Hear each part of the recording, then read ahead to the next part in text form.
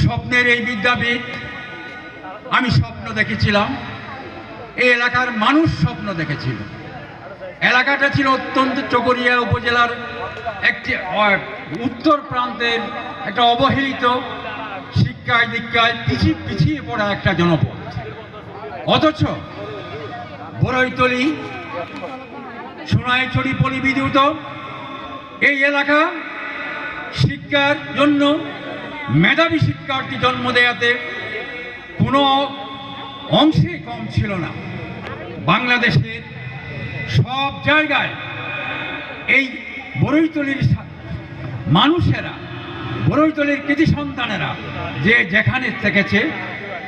যেখানে থেকেছেন কৃতিত্বের স্বাক্ষর রেখেছেন।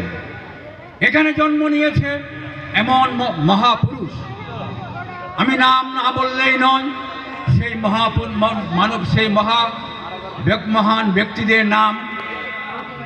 একে বড়ইতলীতে জন্ম নিয়েছিল অবিভক্ত ভারতের জনাব মৌলানা সিদ্দিক আহমদ সাহেবের জন্ম এই বড়ইতলীতে। তিনি টুকুর পার্লামেন্টেরিয়ান ছিলেন। অতীত ইতিহাস ঘাটলে আমরা দেখতে পাই এই বড়ইতলীতে অনেক কৃতি সন্তানের জন্ম হয়েছিল। এই মুহূর্তে আমার যাদের নাম মনে পড়ছে, বড়ইতলীর কৃতি সন্তান গোলাম কাদের ডেপুটি সাহেব, যিনি বড়ইতলীর কৃতি সন্তান ছিলেন, যিনি বড়ইতলীর উন্নয়নে অনেক চেষ্টা করেছিলেন বলে আমরা শুনেছি।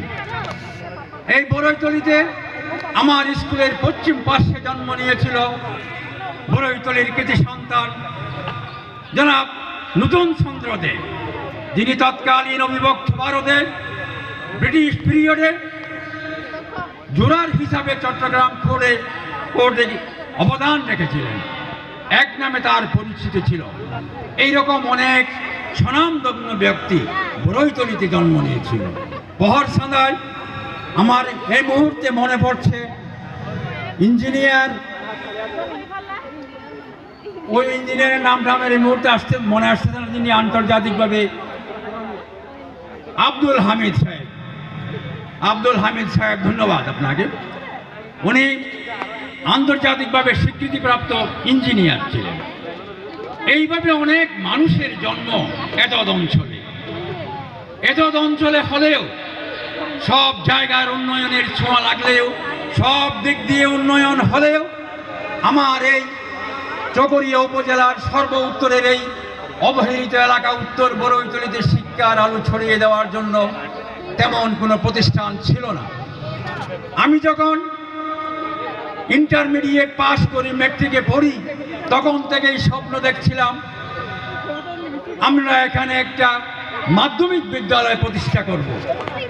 সে কারণে এখানে আমরা প্রতিষ্ঠা করেছিলাম এলাকার উদীয়মান তরুণ ছাত্র সমাজকে নিয়ে। আমি প্রতিষ্ঠা করেছিলাম কাফেলা নামের একটি সংগঠন। সেই সংগঠনের লক্ষ্য উদ্দেশ্য ছিল এলাকায় আমরা জ্ঞানের আলো ছড়িয়ে দেব।